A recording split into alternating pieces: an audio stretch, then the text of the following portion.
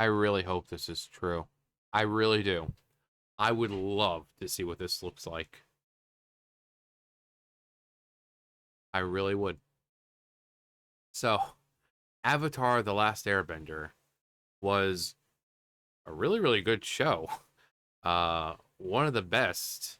And this was on Nickelodeon, and this was back when they were doing like the whole like anime type style animation or inspired kind of animation, kind of like Teen Titans, which was also really, really good.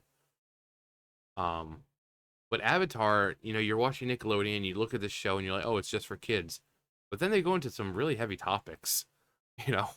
Um, the animation was great, the voices were great, the music was great, the action was great, the messaging was great.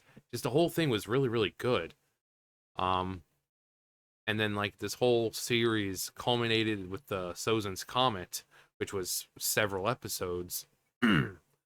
And just watching Aang just energy bend and just like you know him and Fire Lord Ozai fighting, and he gets to the point where it's like he does this energy bend, and he's like, oh, you'll never be able to use your fire bending again.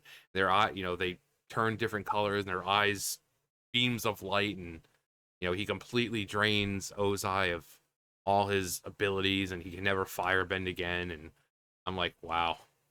Wow, this was the big bad of like the whole series up to this point, and he's useless now, he can't do anything.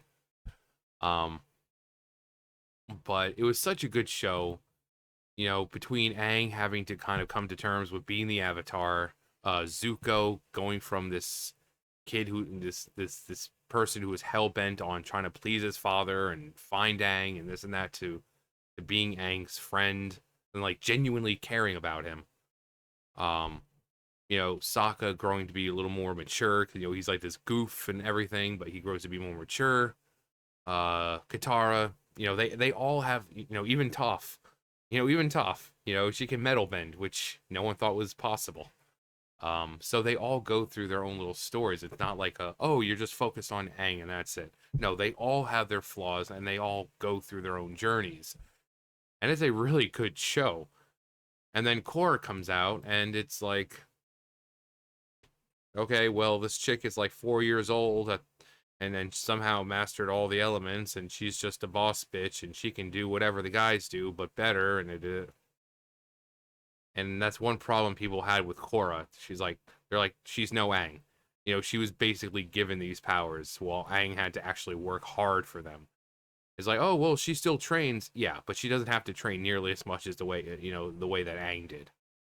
You know, and people think the story really wasn't as good as Avatar. But yeah, here's from Sozin's Comet. Such good episodes, really good episodes. A new set of leaks has provided audio. Oh, we didn't even. Did I even read the title?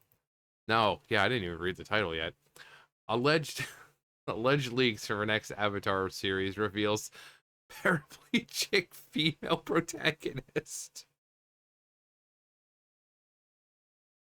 Confirmation of Korra as most powerful bender, which is, you know, disappointing, because I'm pretty sure we all can think of one Avatar. Even though she may not. Well, she's definitely badass, and that's what matters. So for us, she'll be the more powerful bender. But of course, they make Korra the most powerful one until this new one comes out. Until this new one comes out, and then she'll be the most powerful bender. Uh, new, a new set of leaks has provided audience with what appears to be the first look at an upcoming Avatar sequel series, and sadly, the production looks more than disappointing than not. Sozin's Comet Part 4, Avatar Aang. Yeah, yeah, again, like this whole moment of him energy bending, and he's like, oh, you'll never be able to fire bend again.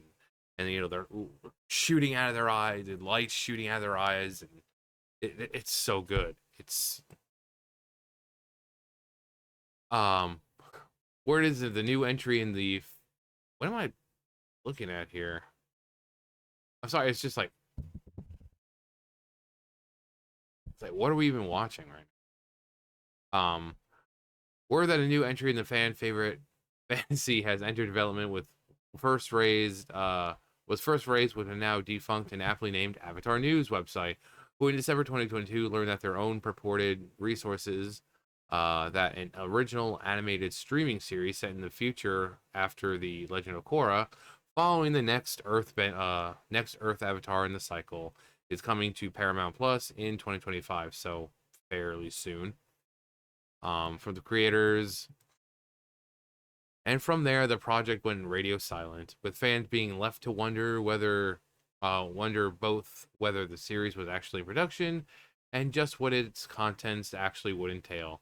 That was until December 4th, when an apparent Avatar Studio insider took to 4chan's dedicated comics and cartoon board to leak a number of supposed pre-production documents related to the series. As relayed from 4chan to Twitter by user Kirith Chronicle, the series led Earth Avatar protagonist will be Priya, a homeless and paraplegic 9-year-old girl whose closest companion is a large feline type creature.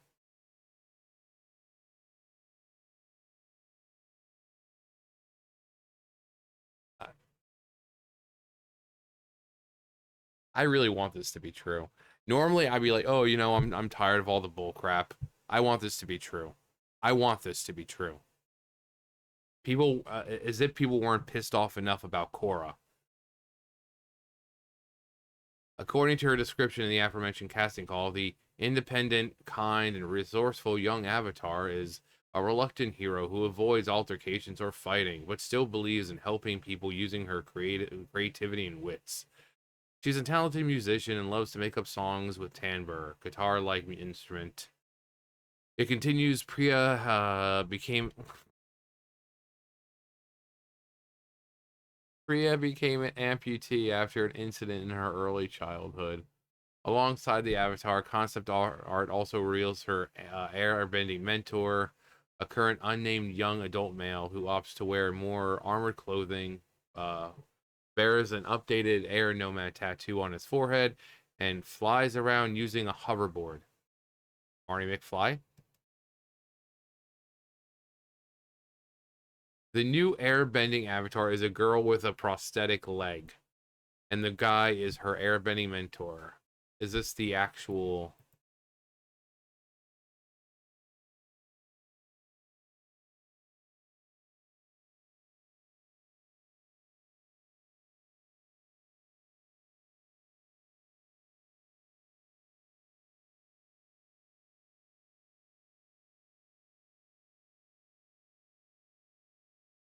It's this now.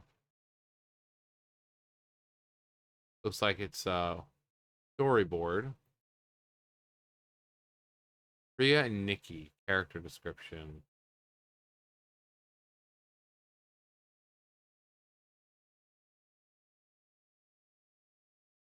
In terms of setting, the events of the series will take place sometimes after those in The Legend of Korra, with Priya being Korra's avatar successor.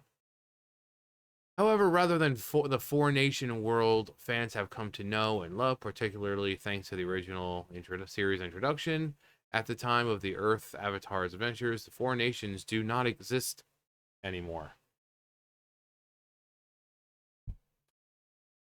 As would as to what caused this seismic shift in geopolitics, the series will establish that some unknown cataclysmic event will occur after Avatar Korra will be forced that Avatar Korra will be forced to stop, during which she will be forced to reshape the entire world from the original Four Nations, 7 new locations, countries, or havens.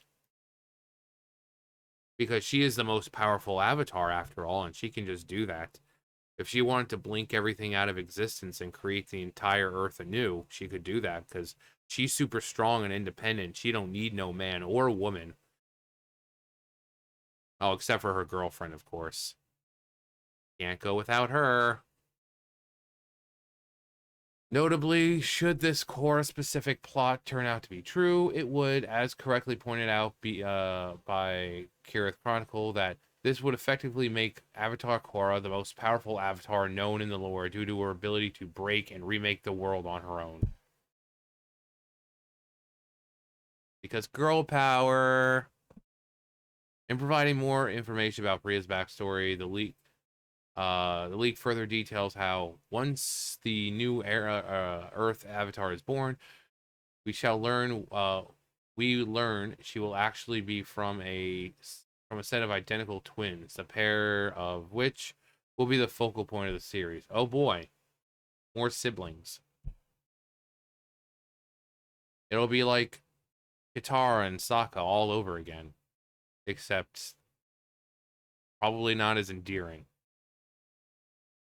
The Order of the White Lotus. Isn't that like a thing in WoW? Was it the Order of the White Lotus? One of the in Pandaria, one of the reputations you can get, or was it the Golden Lotus? I think it was the Golden Lotus, wasn't it? Yeah, I was right. Golden Lotus, Order of the Golden Lotus. Um,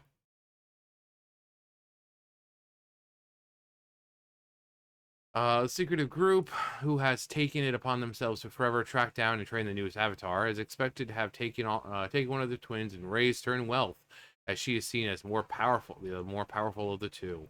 Sometimes that doesn't mean everything. It's unknown if they are separated at birth or as toddlers, but the second twin somehow ends up cast aside and forgotten. Are we gonna see a villain in the making here? They grow up and suddenly their sibling is the villain.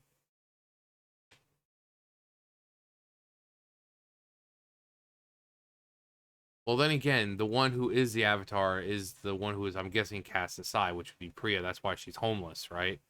So the other one will be like the villain, I guess, being rich by, you know, being raised by them, and but then again, they're supposed to train the Avatar, so uh, yeah, I don't think they're gonna be a villain. But they'll be like, "Oh my God, I haven't seen you in like a million years. How have you been?" "Oh, I've just been homeless." "Oh, well, that's sad."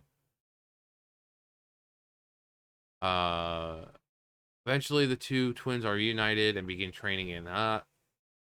Knew it. As the non-avatar twin is still very powerful and has actual training from the White Lotus. So I was right. It's like they've taken the person they think is more powerful, and then they just shut out the one who's actually the avatar. Per the casting call, the twin is named Nikki and considered the snarky opposite of Priya. So Katara and Sokka. She loves her powers and the attention it affords her, but her biggest fear is to be forgotten or not accepted by others. Nikki is awkward, but puts on a face of super confidence to hide that she feels like a fish out of water. Despite her cocky attitude, Nikki is also an innovator, and her wild side is useful at times. Despite these leaks, it appears that the series is far from being ready to air. Two episodes are finished as of July 2024 in the storyboard animatic stage. So yeah, that's what we were seeing, the storyboard and all that. As of writing, neither Paramount, Avatar Studios, or anyone officially or currently associated with the IP have offered public comments on the leaks.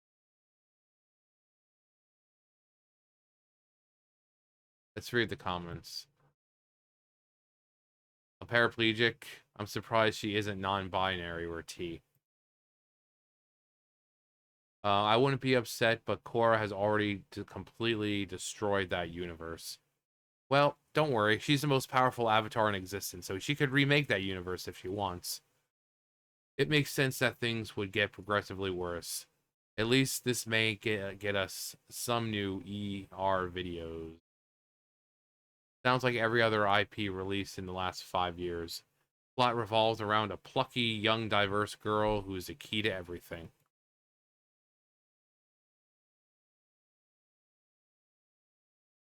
Sounds great. Maybe not now. Sounds great. Maybe now everyone realizes the creators are really woke. I really do hate that word though. The comics they wrote for Korra were woke. They wrote Korra, I believe. Don't hate book one of Korra, but those who do the creators made that entire show. Now they're making this. Korra wasn't the first girl boss avatar. Yeah, Kyoshi was, at least from what we know so far, and was in a lesbian relationship and one of her bedding with one of her bending masters. Another thing I always mention, Roku fought with Sozin over the nations remaining, and is no way as and is no reason as to why Sozin switched up. Then Aang undoes that and disowns the Avatar state in the comics. Korra now undoes the four nations. What's the point of Avatar? What's the point of the Avatar? Not to mention Aang never confronts. He kills Zhao in book one. Zuko should have been brought up. God, this so small. That's